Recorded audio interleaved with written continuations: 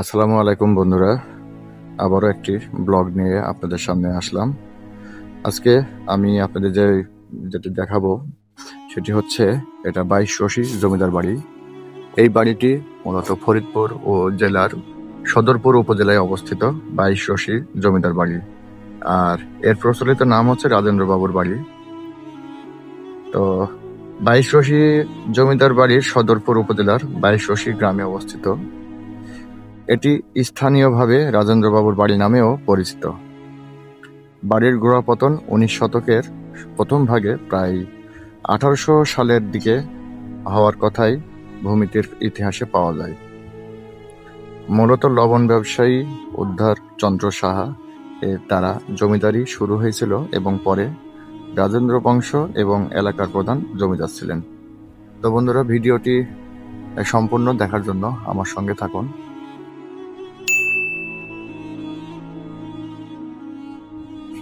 স্বাগতম ইতিহাস ও ঐতিহ্যের ভুবনে।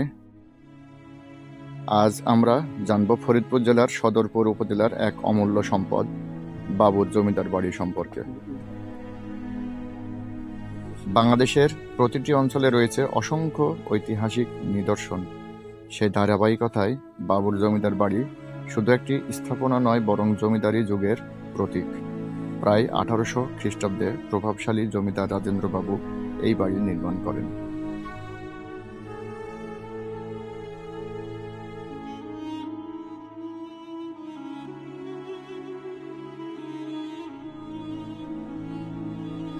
রাজেন্দ্রবাবু ছিলেন সদরপুর অঞ্চলের অন্যতম শক্তিশালী জমিদার। তার জমিদারি এলাকায় হাজার হাজার প্রজা ছিল। এই বাড়িতে অনুষ্ঠিত হতো জমিদারি কার্যক্রম, কর আদায় এবং সামাজিক সালিশ।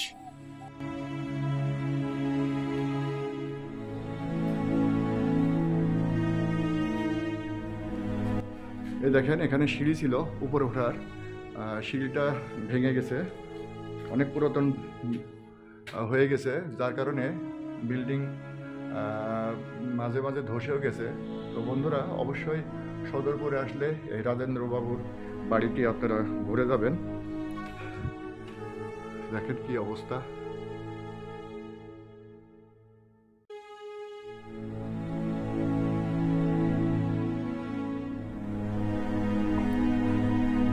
স্থানীয় অর্থনীতি ও শিক্ষার বিকাশেও তিনি অবদান রেখেছিলেন। তৎকালীন সময়ের প্রজাদের জীবিকা, ন্যায় বিচার ও সমাজ ব্যবস্থা অনেকাংশেই নির্ভর করত জমিদার পরিবারের ওপর। বাবুর বাড়ি তাই ছিল শুধু একটি প্রাসাদ নয়, বরং পুরো অঞ্চলের প্রাণকেন্দ্র।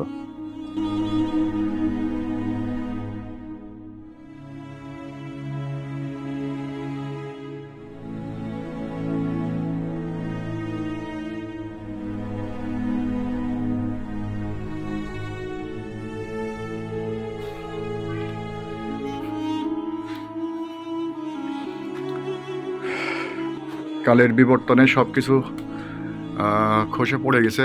দেয়ালের পলস্তরা খসে ইট পড়ে গেছে। ইট এখানে সে চুন সুরকি দিয়েই গাঁথা ছিল মূলত ভবনটা। আগে সিমেন্ট ব্যবহার করা হতো না, মূলত চুন সুরকি দিয়েই বিল্ডিং তৈরি করা হতো। এটাও একটা ওই সময়কার প্রযুক্তি।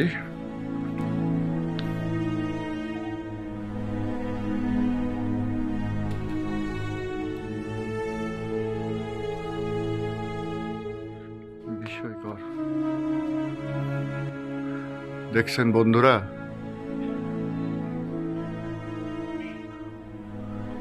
দেশ বিভক্তের সময় এখানকার বাবুরা বিভিন্ন জায়গায় চলে গিয়েছিল, যার কারণে বাড়িগুলা ফেলে চলে গিয়েছে। এখানে সরকারির যদি হস্তক্ষেপ থাকে তাহলে বিল্ডিংটা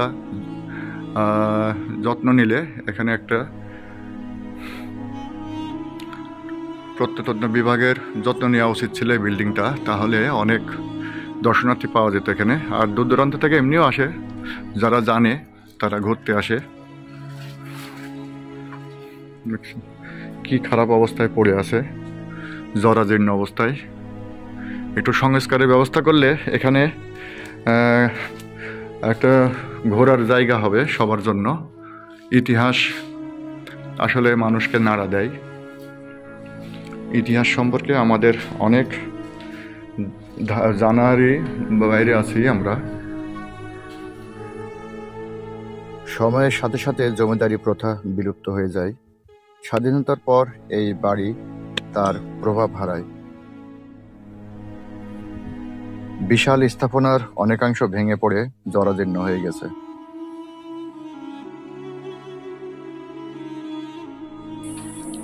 জমিদার বাড়ির পিছন সাইডটা,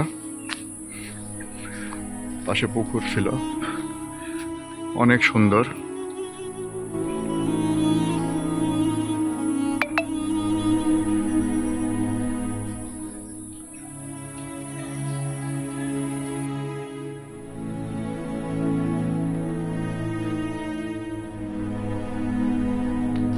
সম্পূর্ণ বাড়িটা সম্পর্কে যদি জানতে চান তাহলে এখানে অবশ্যই আপনাদের আসতে হবে, কারণ এত বড় বাড়ি, জমিদার বাড়ি, অনেক সময় লাগবে। তাই আপনাদের জন্য ভিডিওটি সংক্ষিপ্ত করছি বন্ধুরা। অবশ্যই আপনারা ফরিদপুর জেলায় আসলে এই সদরপুর উপজেলায় আসবেন, রাজেন্দ্র বাবুর এই জমিদার বাড়িটি দেখে যাবেন।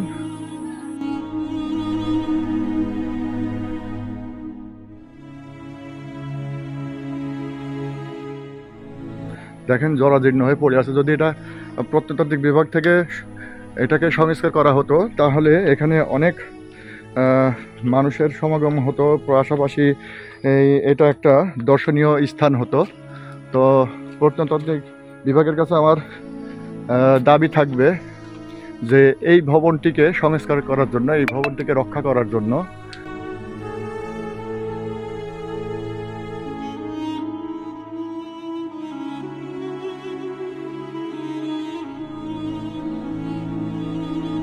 যে বাগান দেখছেন, পুরাতন বাগান, লিচু বাগান, লিচু গাছ আছে। ওইদিকে দেখলাম জামরুলের গাছ আছে, অনেক গাছ, পাশে পুকুর আছে।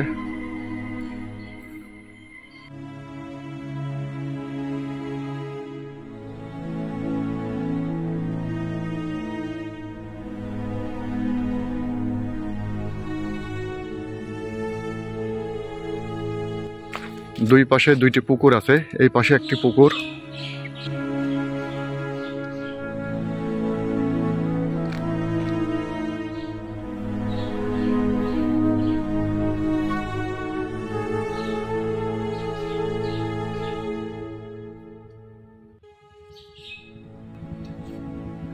বিশাল এলাকা নিয়ে তৈরি। আর এই পাশে আবার পল্লী বিদ্যুতের অফিস হয়েছে দেখলাম, পাশে পল্লী বিদ্যুতের অফিস আছে।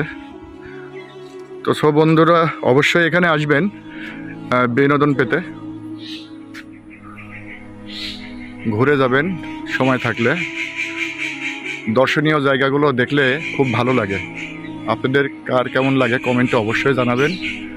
চলুন যাই, ভিতরে একটু যাব, জমিদার বাড়ির উপরে একটু উঠবো, উঠে দেখি কি অবস্থা। এটা পিছন সাইড, দেখছেন বন্ধুরা কি অবস্থায় আছে, এটা একেবারে জরাজীর্ণ অবস্থা।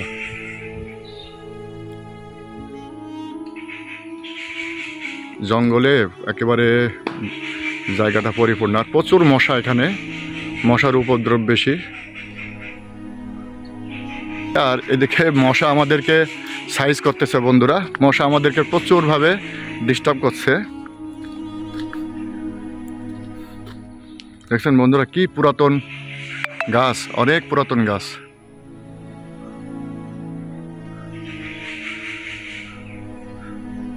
জমিদার বাবু নেই, কিন্তু তার বাড়ি পড়ে আছে।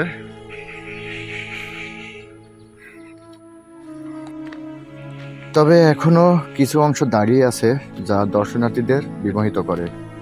স্থানীয় মানুষের কাছে এই বাড়ি শুধু একটি ভগ্নপ্রায় স্থাপনা নয়, বরং অতীতের স্মৃতি ও ঐতিহ্যের প্রতীক।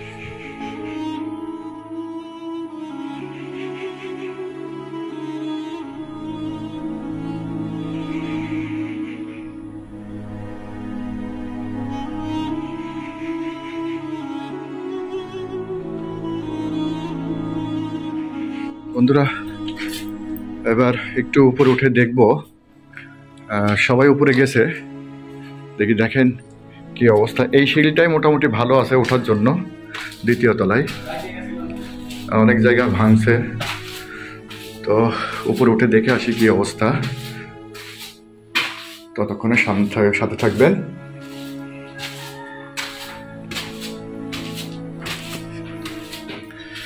যে দ্বিতীয় তলায় উঠলাম, আমরা দ্বিতীয় তলায় আসলাম। অনেক বড় ভবন, ভিডিও করে শেষ করা যাবে না, তাই সংক্ষিপ্ত আকারে আপনাদেরকে ভিডিও করে দেখাচ্ছি। আপনারা অবশ্যই সময় পেলে রাজেন্দ্রবাবুর এই বাড়িতে ঘুরে যাবেন।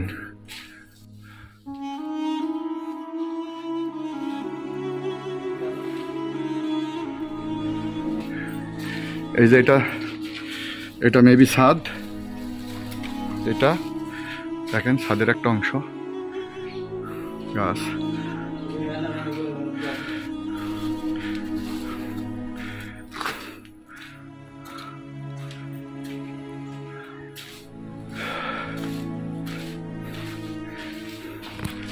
এই যে পুকুরিগুলো দেখছেন, এখানে সন্ধ্যায় আলো জ্বালানো হতো, যার কারণে এই যে জায়গাগুলো, এখানে সারাত আলো জ্বালানো হতো।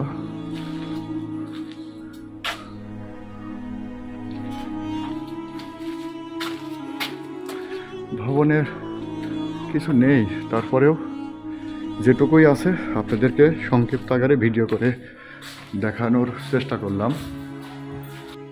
তবে আবারও বলি, যদি এই বাড়িকে সঠিক সংরক্ষণ করা যায় তবে এটি হতে পারে একটি বড় পর্যটন কেন্দ্র। শিক্ষার্থীদের গবেষণা, ইতিহাস চর্চা ও পর্যটকদের ভ্রমণ সব কিছুর জন্যই এটি একটি মূল্যবান স্থান। স্থানীয় অর্থনীতিও উন্নত হবে পর্যটকদের আনাগোনা বাড়লে। বাংলাদেশের ঐতিহাসিক স্থানগুলোর মধ্যে বাবুর জমিদার বাড়ি একটি গুরুত্বপূর্ণ সম্পদ হয়ে উঠতে পারে।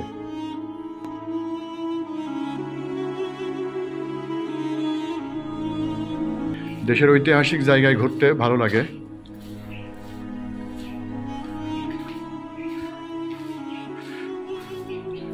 ওই পাশে যাব না, কারণ ওই পাশে নিষেধ করছে। ওই পাশটা অনেক ধ্বংস হতে শুরু করছে, অনেক পলস্তরা খুলে গেছে। ওই পাশে গেলে যে কোনো সময় দুর্ঘটনা ঘটতে পারে, তাই ওই পাশে আর যাব না। যেটুকু বা যেই সাইডে ভালো আছে সেই সাইড থেকে ভিডিও করে আপনাদেরকে দেখাচ্ছি।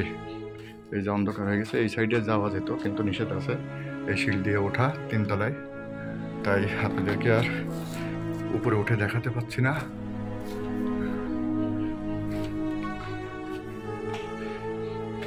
এই দিক দিয়ে একটু যে দেখি,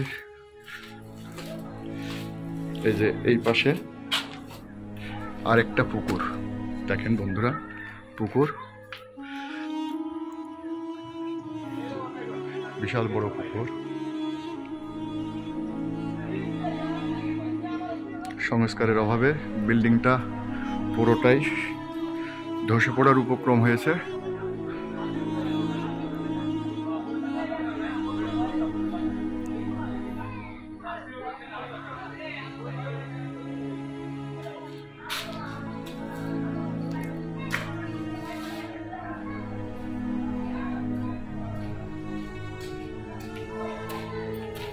এদিক দিয়ে 3 তলায় উঠতে চেয়েছিলাম না, তবুও ভিডিও করার স্বার্থে রিস্ক নিয়ে আমি একটু 3 তলায় উঠবো, আপনাদেরকে দেখাবো। দেখেন এখানেও পাশাপাশি একটা পুকুর, ওই পাশে একটা পুকুর দেখালাম, আর এইটা একটা পুকুর দেখেন, অনেক বড় পুকুর।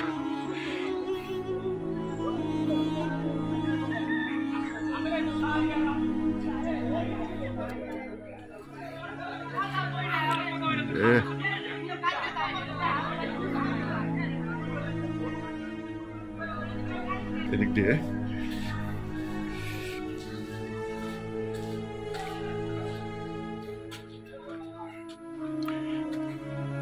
ভয় লাগছে, দেখেন বিল্ডিংটা ধসে পড়ার সম্ভাবনা বেশি, ভয়ে গা কাঁপছে। তারপরেও 3য় তলায় একটু উঠছি আপনাদেরকে দেখানোর জন্য, যদিও আমাকে বলছে ওঠা যাবে না, তারপরেও উঠলাম।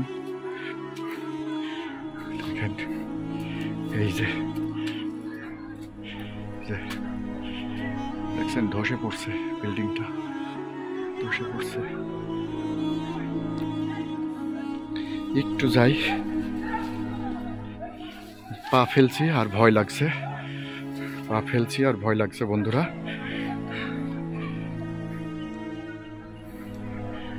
এই দেখেন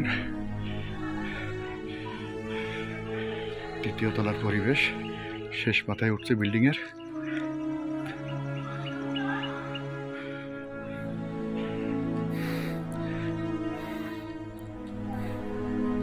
এই হচ্ছে বিল্ডিং এর শেষ তলা,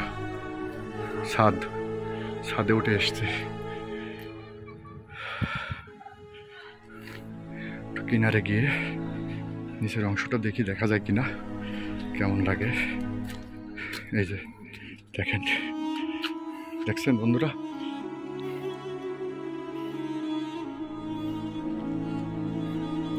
তো ভিডিওটি কেমন হলো অবশ্যই কমেন্টে জানাবেন।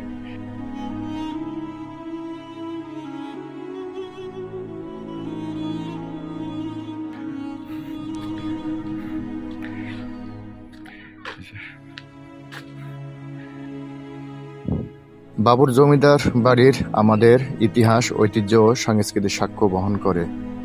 এটি মনে করিয়ে দেয় সেই সময়কার জমিদারি প্রথা, সামাজিক কাঠামো এবং মানুষের জীবনধারা।